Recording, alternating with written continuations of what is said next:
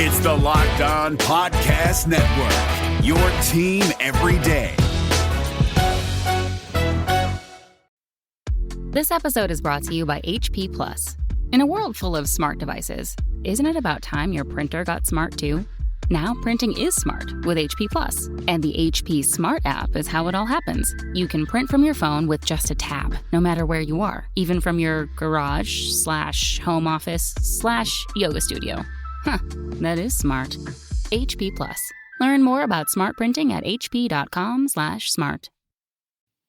You're Locked On Canadiens, your daily podcast on the Montreal Canadiens. Part of the Locked On Podcast Network, your team every day.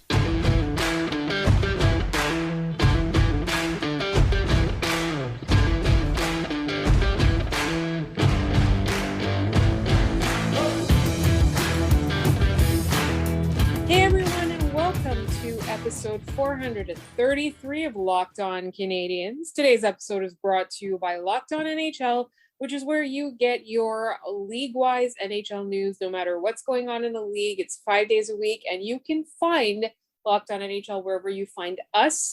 As always, I am one of your hosts. My name is Laura Saba, also known as The Active Stick, and I'm joined, as always, by the wonderful Scott Matla, who is in the middle of a massive life change at the moment, and we are grateful to him for giving us his time so that I don't have to go look for another co-host, scramble for another co-host while he is getting all his stuff in order. Scott, how's it going?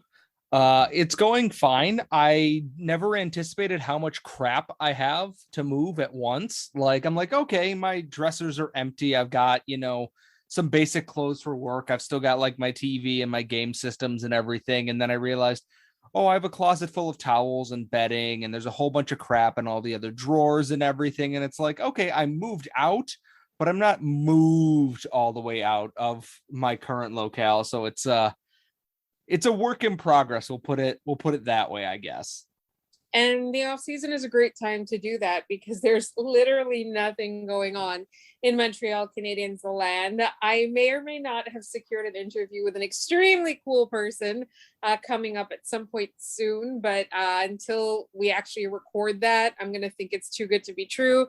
And therefore, I will not announce it and get anybody's hopes up. Scott knows who it is, and we're very, very excited. And we hope to be able to bring you that guest as soon as possible. But in the meantime, we're very grateful to you guys as well because you have sent us some mailbag questions to keep us going throughout the off season. And today we've got actually some really, really fun ones. So Scott, why don't we start? We will launch right into some actual hockey questions before we get into some more fun stuff in the second and third ones. The first one comes from Randy Hansen will any of the current personnel changes with Montreal improve the goals for and against ratio, or is it just treading water? So I'm not sure about the goals against, to be honest, because Shea Weber was really instrumental in things like blocking shots and all of that.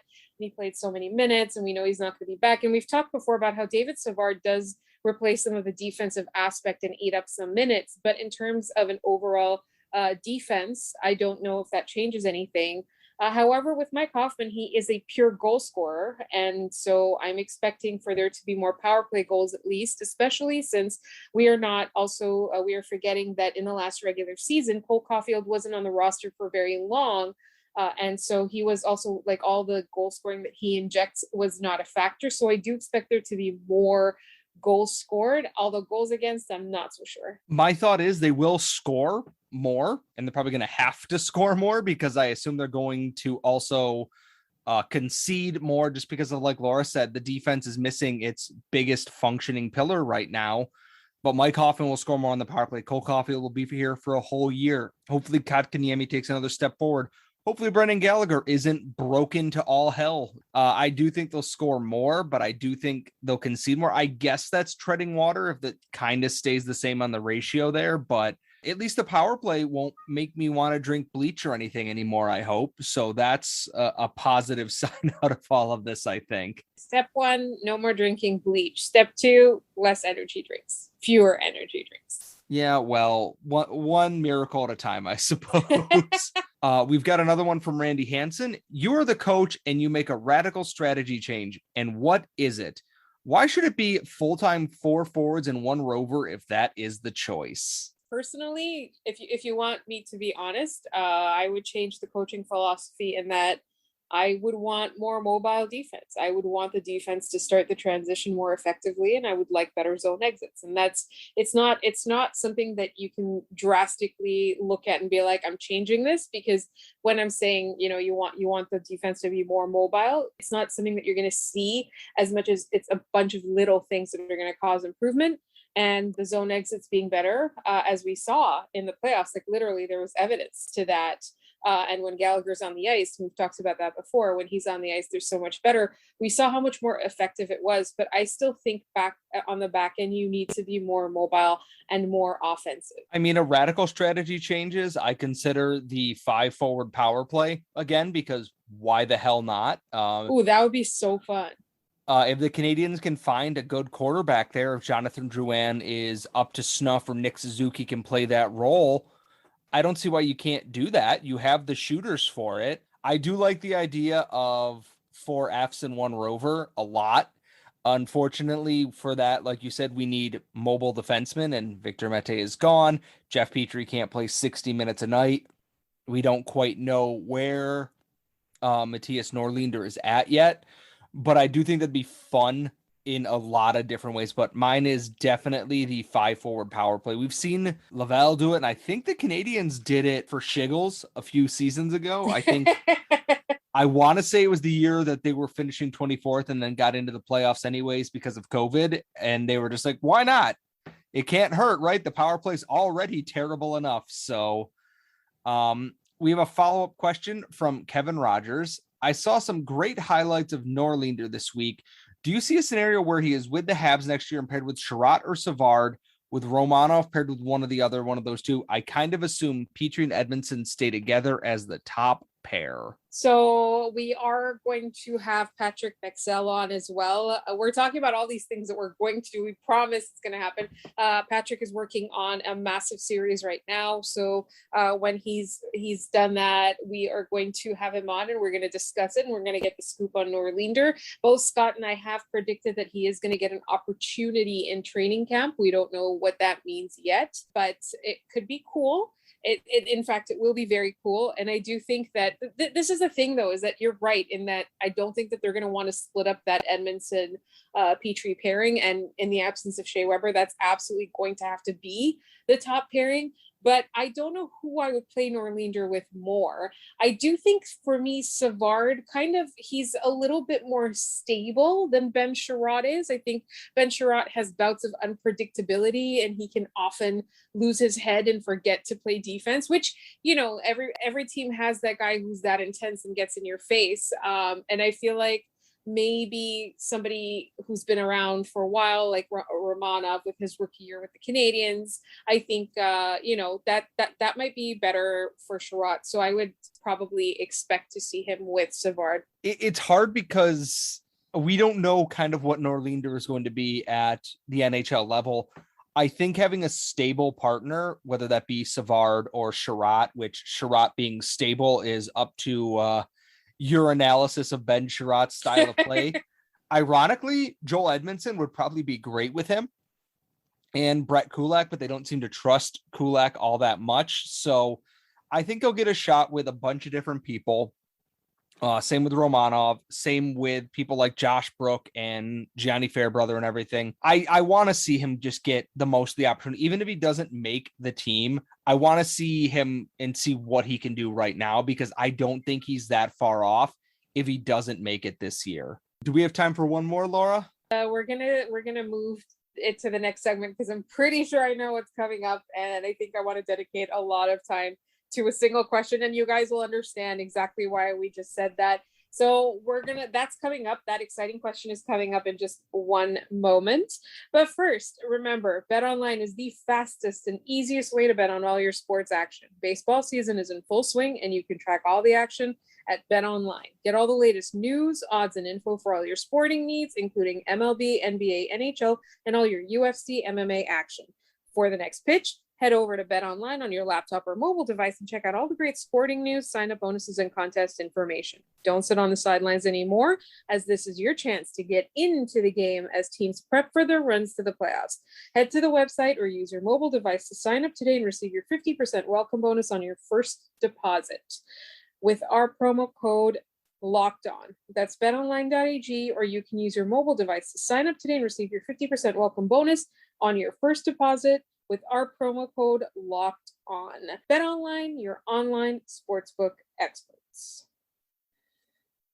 David Harrison here, the Locked On Washington Football Team podcast, celebrating with you a 21 grain salute to a less boring sandwich thanks to Dave's Killer Bread. I don't know about you guys, but when I eat pizza, I eat it for the toppings, not the crust. And when I eat a sandwich, it's for what's inside the bread, not for the bread. But when I throw a sandwich on 21 whole grains and seeds, thin sliced bread from Dave's Killer Bread, it is the epitome of addition by subtraction. That thin sliced bread lets me focus on what's inside the sandwich, but also adds to the sandwich with killer taste, killer texture, killer nutrition, a subtle sweetness, and a seed-coated crust. Dave's Killer Bread is America's #1 organic bread for a reason. It tastes so stinking good. Dave's Killer Bread is made with the highest quality organic and non-GMO ingredients and is power-packed with whole grains, fiber, and protein. Visit daveskillerbread.com to learn more and look for Dave's Killer Bread in the bread aisle of your local grocery store.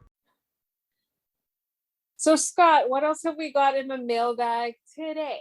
Well, we have kind of a two-part question from two of our favorite people. We have Andy @_rallycap and Hannah Stewart @Hockey with Hannah. Andy's question is, they are filming a movie on the 2020-2021 Montreal Canadiens. Who is in the cast? And Hannah wants to know, most importantly, who is playing Cole Caulfield? I have so many thoughts. I don't know if you'll like it, but I think Isla Fisher should play Cole Caulfield. All right, hold on. Oh, you're gonna look up Isla Fisher? She has been. I'm trying to think of movies she's been in. Oh my God! Right? Isn't she perfect for him? Oh my God! She is honestly an amazing actress. I'm trying to think of what other. She's been in Shopaholic, and she's been in some movies where she's played like a smaller part but with a big impact. So that's the one I'm going with Cole Caulfield. I think my choice is amazing. I mean, I can't argue with that at this point. My choice to play Corey Perry is a raccoon eating out of the Bonquise dumpster. I can say that now because he's not on the team, so I'm allowed to be mean to Corey Perry again. So I think that's my choice. It's so hard because I was so busy at work today that I kind of thought about it and then got distracted. And I had someone perfect for Shea Weber, and I've already forgotten who it was. And it's going to drive me insane until I can think of the answer. All right, let me go with a few so you can think of who should play him. I'm thinking right now, I'm thinking about Carey Price, and I Googled handsome actors because I wanted to make sure that I picked somebody really handsome for him. You know, my thing with Carey Price is that he looks like a real life Disney prince, especially when his hair is long, right? Yeah, absolutely. So who are the Disney, the cartoon Disney princes? They're always modeled after some famous guy or some handsome guy. So I'm trying to think of who would make a good Disney prince actor in live action. This is so hard because he almost looks like Prince Eric from The Little he Mermaid. absolutely looks like Prince Eric. It's just I don't know who he's modeled after. So this is going to drive me nuts because I wish I had dedicated more time to looking this stuff up on my lunch break instead of scrolling through TikTok. But maybe TikTok was research.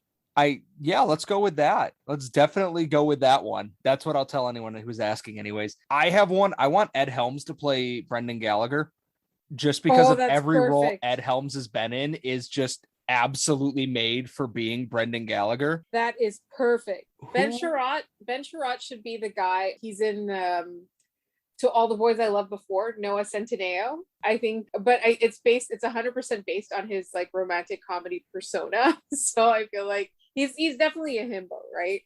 Yes, absolutely. There's so many people on this stupid team that I can't think of everybody. I've already forgotten half the people that were on this team. Can I ask if the person you wanted to play Shea Weber was someone from Game of Thrones? It probably was. I can't remember if it was that or if it was like Deadwood or something. But I'm like, and I literally, to try and figure it out, I just Googled ruggedly handsome actors and got like a list. So like my algorithm on like all of my searches now is going to be completely out the window. Like my Instagram like ads are going to be like, do you want to be handsome? And I'm going to be like, well, yeah, duh. I don't see how you're going to help me with that. But Dominique Ducharme can be played by Billy Idol. Oh, perfect. Just because it's the only person I know who has the exact same hair color. Who would play, I guess, Jesperi Kotkaniemi then? Because we need like a tall Michael Cera. That's exactly what I was thinking. Michael Cera would either be him or he would be Arturi Lehkonen, but Lehkonen's a little bit too much of an outgoing goofball, I guess, that it wouldn't work that way. So who has like luxurious curls? Because they'd play Yoel Armia. I guess Chris Hemsworth, he's more of like a really, like, again, another himbo, like a handsome beefcake kind of guy, but I like when his hair is long. I feel like that's also like how when Yoel Armia's hair is long, that's what it looks like. I think I can kind of work with that actually, because they're both tall, like, muscular himbo-y dude. Josh Anderson is Chris Hemsworth. What are we doing here? Oh my God. Yeah, like Josh Anderson is Chris Hemsworth. So is there someone on the team who would be Tom Hiddleston? Are you just saying that as like pandering to your co-host? Is that what that is? It's because I'm watching Loki and now I'm like in the mindset for everyone who's been in Marvel movies, because those are people that I could easily recognize without having to Google them first. So I wanted to ask, because we had a listener who said that John Merrill looks like a guy from Stranger Things, if I'm not mistaken. So does he mean definitely Hopper? God, who the hell played him? Because Carly told me I look exactly like him when I have a full beard and I can't think of his name. Oh God, we're gonna get so many angry tweets about this, and I'm so sorry that I am absolutely dragging this down.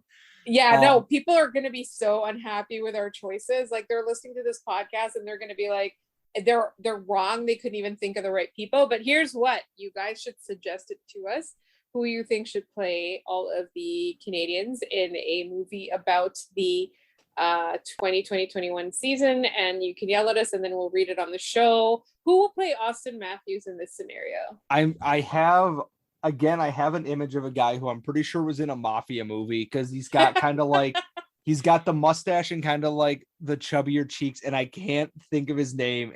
Well, listeners will tell us, and it's gonna drive me absolutely up. Mitch Marner can be played by, a puppy that has been given too much sugar. Ooh, Willie Nylander. Oh, he can play himself. I was gonna say William Nylander doesn't need an actor. He's handsome enough on his own that he doesn't need it. So yeah, I'm trying to think of other people. For example, somebody who would make a good Mark Stone. Well, we need a very punchable face, extremely punchable face. Who's the actor who played John Walker, Falcon and the Winter Soldier? Hold on. Oh, I know who's that. Wyatt Hudson. Wyatt Russell. Wyatt Russell. Yeah. You just need that punchable face to be Mark Stone, and that's exactly it. Unfortunately, he's super blonde, but like you can obviously, tweak that a little bit. But his face works. It's just so you just want to go up and just go, boop right in the nose and just punch him in the nose. Poor guy. He's apparently a really nice guy. He's actually a good actor, and he used to play hockey. That's why he played the star hockey player in the second Goon movie. But he's actually a hockey player. See, that's the thing is, he's along the same lines of like Joffrey and Ramsey Bolton, is that their actors did such a good job making me hate the character that it's so well done that I can't actually hate the person, but I can never picture them as anything else now. Yeah, so please tweet us your who should play who in the Canadians movie. And please tell me I'm right about Isla Fisher playing Cole Caulfield. Oh, by the way, because we will get into this, the Leafs All or Nothing, and we know the answer is nothing, series launches on October 1st. I'm going to watch that, and Laura, we're going to talk so much crap about the entire series after every episode, so I hope you're ready for that. Oh, I'm so excited for this. I hope you guys will tune in as well. I'm really excited just because, I'm a Canadians fan. It's not even the whole it's the Leafs and they underperformed and it's funny and all of that. But as a Canadians fan, I'm sure all of you as well, we've gotten so much grief from the Leafs fans basically since it was 3-1 and the Leafs choked, that I'm just really, really excited to sit. And I'm not even going to talk to a Leafs fan about it. I'm just going to sit there and smugly watch it. I mean, I'm going to sit there and smugly watch it because I'm a bad person, but like, no, that's what I'm doing. You're not a bad person. We're just smug. yes. We do have a follow-up question, kind of a short one before we get into the final segment of questions, Laura. From @HockeyBoomer, can we have Cole Caulfield, please? He is a Ducks fan. Nope. Unless you are a Montreal Canadiens fan, you cannot have Cole Caulfield. The only way you're getting Cole Caulfield is if you give us Trevor Zegras, which I don't think is an upgrade for you guys. So the answer is no currently, unless you're giving us obviously Trevor Zegras. So no. Let us have nice things. For once. We don't get a lot of nice things. We really don't. We get like poutine and like occasionally small goals boy, and that's about it. We do have more questions coming up in our mailbag. I feel like we're going to have to ask for a redo on that segment. We're going to have to get our thoughts together and actually write a Canadiens movie and cast it and live up to the actual level of that question. That question was just so good that we need to do it justice. That's what I meant to say. We need to do it justice. And in the meantime, you can do yourself a lot of justice by going to rockauto.com for all your car needs. Rockauto.com has been selling auto parts online for over 2 decades, and they're so successful at it because they're so easy to use and their prices are always reliably low, and all the parts get delivered directly to your door. And I'm not kidding. It doesn't matter what your car's make, model, and year is. It could be a classic. It could be a car from 10 years ago like mine is. And it's not just parts. You can get accessories as well. Basically anything that you need. All you'll have to do is go to rockauto.com and type in your car's make, model, and year, and there's like a drop down. It's an easy to use catalog, and you'll find whatever you need, and you can even choose your own price, which, as I said, is always reliably low. And the reason is they charge everybody the same amount. You don't get charged less if you're a professional mechanic. You don't get charged up to twice as much if you're just some regular person. You will essentially find the most reliably low price on there, and you'll find the greatest selection. You're not limited to what they have in stock. You're not limited to brands they like. Go to rockauto.com and do not forget to tell them Locked On sent you in their How Did You Hear About Us box. Amazing selection, reliably low prices, all the parts your car will ever need. rockauto.com. This episode is also brought to you by Built Bar, and you will also be doing yourself justice if you go with Built Bar, because they're a protein bar that tastes like a candy bar. It is high in protein, low in sugar, low in calorie, made with real chocolate. You've heard the drill before. There's 18 delicious flavors, and Built Bar is out there doing good in the world, and they are a great company to support. And so if you need your protein bars and you don't want them to have this sandy texture and taste like paste, then go to builtbar.com and get a protein bar that is a treat. And like I said, there's 18 delicious flavors, and every once in a while, like they recently had a Rocky Road flavor, which was really good. And now they've got some limited edition flavors coming back starting tomorrow. So you can go ahead and go to builtbar.com and enter promo code LOCKED15 and get 15% off your order if you want to try any of their products. That's builtbar.com, enter promo code LOCKED15 to get 15% off your order. All right, what else have we got in the mailbag? Have we reached the silly season of the mailbag at this point? We absolutely have. From @BodyScarns10. What is your skincare routine? Well, I love this question pretty much because I get asked about it. It's one of my interests. I was asked about it recently. I will tell you, in the summer, I always use year-round, I'll use a mild and hydrating cleanser like CeraVe. Right now, I'm using the Kiehl's one for sensitive skin. It's got the cannabis oil cleanser, whatever it is.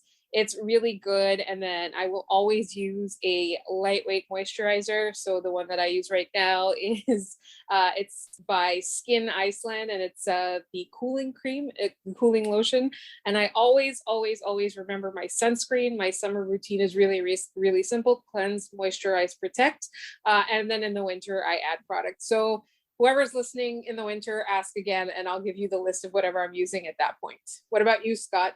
I will get back to you on that because Carly has told me several times what I should be doing and what I have been doing after I get out of the shower, and I do not remember what any of it is. I do know I use a facial cleanser in the shower and then some other stuff. I don't quite know what it is, but It's gonna be so good for you now that you're moving to Buffalo. it's going to be something, that's for sure. Our next question is, what is your happy place? Depends on if you're talking about like in the city or around the world. In the city, my happy place, I recently discovered a new one. There is a park called, it's called Jacques de something, I'm pretty sure. And it is off the 520 and you can go, it's basically just this clearing and some park benches, some picnic benches and a little hill as well to give you a better view. And you can watch planes take off and land from Trudeau Airport there. And the couple weeks ago, I was having a really bad day. So I canceled my plans and I picked up a burrito and then I went to the park. I sat on a bench there. There were tons of people there with blankets and you know, snacks and all kinds of stuff, like with picnic blankets. And I just watched some planes take off for a couple of hours and then I felt better and came home. If you're talking about around the world, my favorite city to visit is London. I always am very happy there. But Barcelona it comes really close. Actually, you know what? Forget all of that.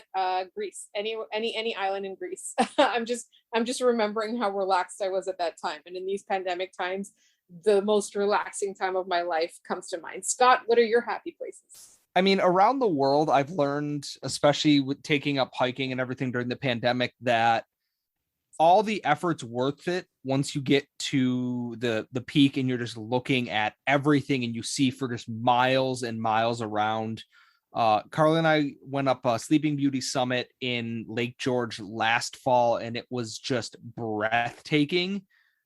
We want to do some of the high peaks because just the views and everything are just breathtaking, and you feel so at ease and at peace that even though you exerted yourself heavily for a couple of hours to get up there, it's so worth it.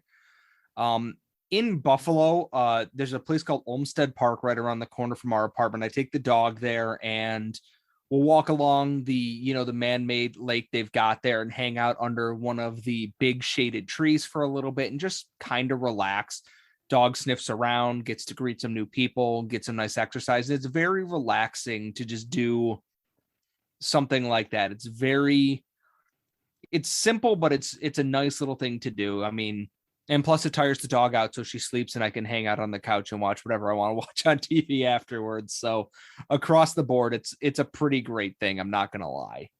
So on that note, we're going to have our nemesis question and not be happy anymore. Is that what I'm taking? I mean, we're going to be very happy because that just makes Will the angriest. So.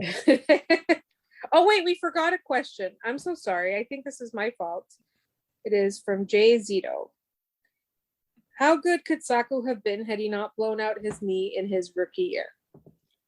I mean, he already ended up pretty damn good, but I do think the way he was going was just something we haven't seen in Canadians history since then. And it's like, what would happen if Justin Williams didn't gouge him in the eye during the playoffs and change the entire course of that series? You know, it could be one of those huge franchise shifting moments. Like if the Canadians were great and Saku Koivu led the team in scoring or led the league in scoring and collected all these awards and everything.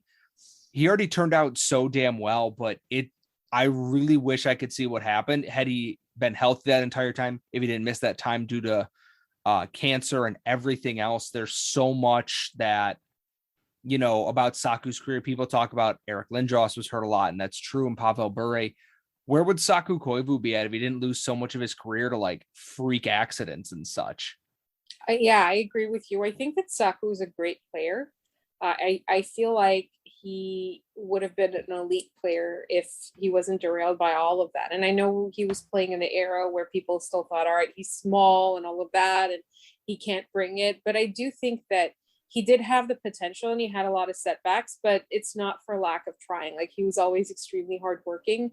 But I know that he's going to be remembered as a great player. I think a lot of people thought he was underrated. I mean, I'm talking about people outside of this market. In this market, there were two people, there's the Saku people like we are, and then there's the people that were just, he never brought a cup to Montreal kind of thing. But it's exactly like you said, if the Canadians were better, we never know how far his career could have gotten. And I really do think that if he wasn't derailed by so much, he had the potential to be elite by the end of his career. All right. Now, are you ready for the nemesis question? Now I'm ready for the nemesis question. What 5 cheeses would be on your ideal cheese board? Additionally, what additional items are you including to pair with said cheeses? Okay, well, I'm at the risk of getting into another conversation about pickles with Scott. There are a few things that I like on a cheese board. I like some pickled onions on there, and I like some gherkins on there, like some cornichons. What 5 cheeses? Okay, so I really, really love brie, but I'm not a brie or camembert person. I'm a both person, but brie is at the very top of my list. There is a peppercorn cheddar goat cheese that's made by a local company that I get in my CSA box every week, and that is one of my favorite cheeses. It's so good. It, like, you think, all right, it's cheddar, but no, it's a pink peppercorn goat cheddar. It's really, really delicious and creamy. There's another cheese called Cendrillon, which is it's I guess a ripened kind of cheese, but it has like ashes all around it, and it's pretty popular in Quebec. It actually won the top cheese of the world in something a couple of years ago, and it looks terrible, but it is delicious. That's definitely on there. And I like a nice smoked Gouda, but I think that's kind of it should be a staple, right? Like, I feel like a smoked Gouda should be on every cheese plate. How many cheeses have I said so far? I've said brie, I said the goat cheese, I said Cendrillon, I said smoked Gouda, and I'm trying to think of a texture cheese to go with all of that. And there's so much pressure on this question, Scott.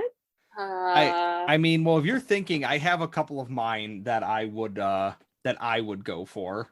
Go for it. For myself, I always have a nice simple Havarti on there, just because it's a nice, very mild cheese, a nice harder cheese to kind of, fill that, easily approachable.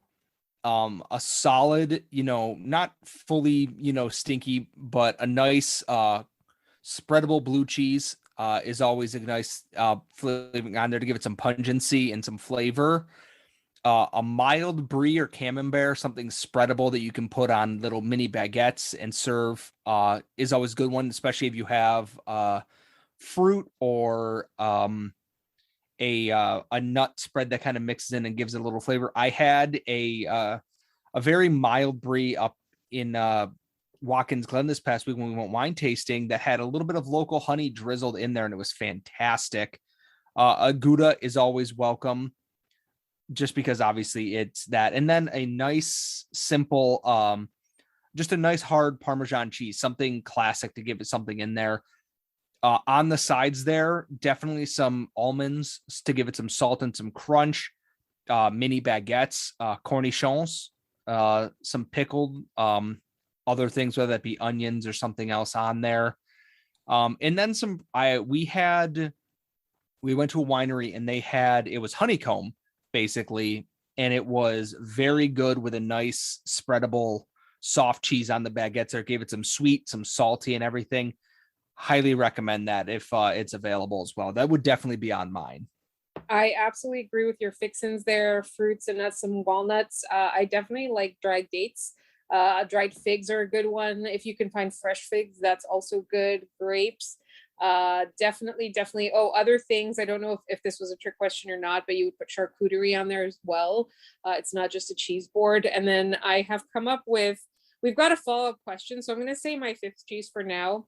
There's this sage cheese. I think you pronounce it Derby cheese because it's Derbyshire in England and that's where it's from. But that's that's a cheese that I've had once in my life on recommendation from a friend, and I really like it. And it's not very easy to find here in Montreal, so that's going to be my 5th cheese. We do have a follow-up question. What 3 cheeses would serve as honorable mentions that just missed the cut And what beverages would you serve with your ideal cheese board? So for me, like Scott said, a nice Parmesan with some olive oil. That's definitely one that just missed the cut. I literally just had it on the tip of my tongue. And there's like this German brie-like cheese. I cannot remember how to pronounce it, but it's essentially a triple cream cheese that's very much like brie. That's another one. And maybe a sharp cheddar. I really like a sharp cheddar. And if we're putting a lot of fruit on that board, then I feel like a sharp cheddar would go well with it. I would have a sharp cheddar on there as well, just because cheddar is always a safe option, but I prefer a Havarti over that just as a personal preference. Any kind of goat cheese, like primarily goat cheese that has some of that farmyard funk to it, is, if people are into that kind of thing, I know not everyone is, unfortunately, would just miss the cut. And then a nice port cheese, the port wine cheese with that nice, coloration to it. It's not my favorite, but I know people who do absolutely enjoy that. As a beverage, it a lot depends on, the setting. If it's at home, if it's out somewhere, a nice semi-dry Riesling, and depending on how dark we get with the charcuterie on there, which I'd have, a little bit of prosciutto and everything. I'm not a big red wine person, unfortunately. So I would probably stick with a nice semi-dry Riesling that kind of covers everything there with a little bit of light citrusiness.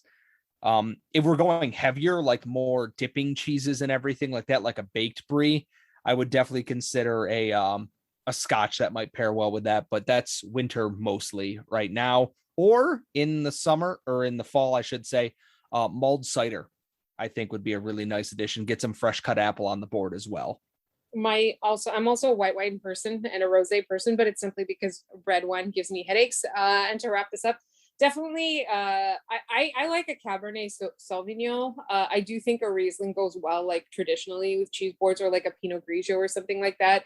But I'm definitely a Cabernet Sauvignon fan. And in the winter, I will just stick with my white wine. In the summer, I'll do a rosé, and I actually found a couple of really good rosés lately. I feel like people are stepping up their rosé game in the last couple of years. So definitely that's what I'll do in the summer, but I stick with white wine. I do think that that red wine traditionally probably goes better. And that's what people think of when they think of wine and cheese, and they think it's classier to have red wine, but it gives me headaches. So I simply don't know much enough about it. And I think that's it, isn't it? Yes, that is all of our questions. And so I want to thank everyone for their questions. And I also want to thank Will, because his question this week was actually enjoyable to discuss. Thank you, everyone. If you want to send us questions, we're at LO_Canadians. You can also find us at lockedoncanadians@gmail.com. We're going to have more of these interviews and fun type things coming up throughout the course of the off season. Obviously, if there's news, we'll discuss news, but we're going to do some fun things, and that's coming up on Monday. As you know, we're 3 days a week. You will find us wherever you get your podcasts. If you want to find Scott on Twitter, he's at Scott Matla. If you want to find me, I'm at The Active Stick. And if you liked this podcast, check out Crosscheck NHL, where right now they're doing a season preview featuring every single host of the Locked On NHL channel. They've already done Rangers. They've already talked about Columbus. We're coming up at some point in the coming weeks. Check it out if you want to know what offseason moves some other teams have made. And that's available wherever you get your podcast. Thank you so much for listening, and we will talk to you on Monday. Quarterback questions continue into NFL preseason week 2. Here's what our local experts are locked on today. 49ers rookie quarterback Trey Lance shined in his second preseason game, throwing 2 touchdowns in his final 3 series. Is Lance inching closer to taking the starting job from Jimmy Garoppolo? Listen to the Locked On 49ers podcast today to find out. Pass rusher Everson Griffin is expected to sign with the Minnesota Vikings. On the Locked On Vikings podcast, our local expert Luke Braun says the vaunted Vikings defense is back. Today on Locked On Today, host Peter Bukowski continues his look around the NFL. Listen for previews of the Cowboys, the Vikings, plus what are the chances Deshaun Watson plays for the Houston Texans? Local experts on the biggest stories. It's the Locked On Podcast Network, your team every day.